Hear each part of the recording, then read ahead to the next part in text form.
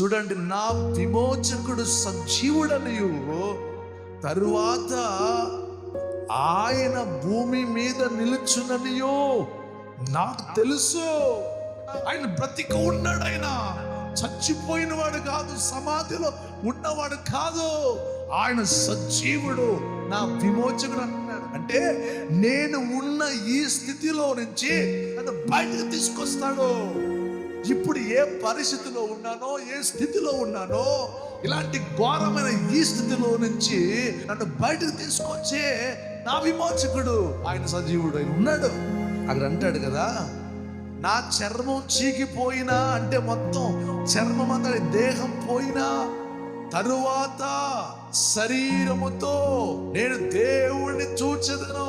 ఈ శరీరం ఊడిపోయినా, ఈ శరీరంలో పూర్తిగా చీకిపోయి నాశనం అయిపోయినా, ఈ శరీరంతో కాకుండా మరొక శరీరంతోనే ప్రభువుని చూస్తాను అని చెప్తున్నాడు.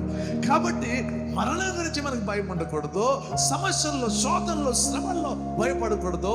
అందులోంచి విడిపించే విమోచకుడు మన దేవుడు సజీవుడని నువ్వు నమ్మాలి. హల్లెలూయా. ఇలా నువ్వు ఎప్పుడు తెలుసుకుంటా?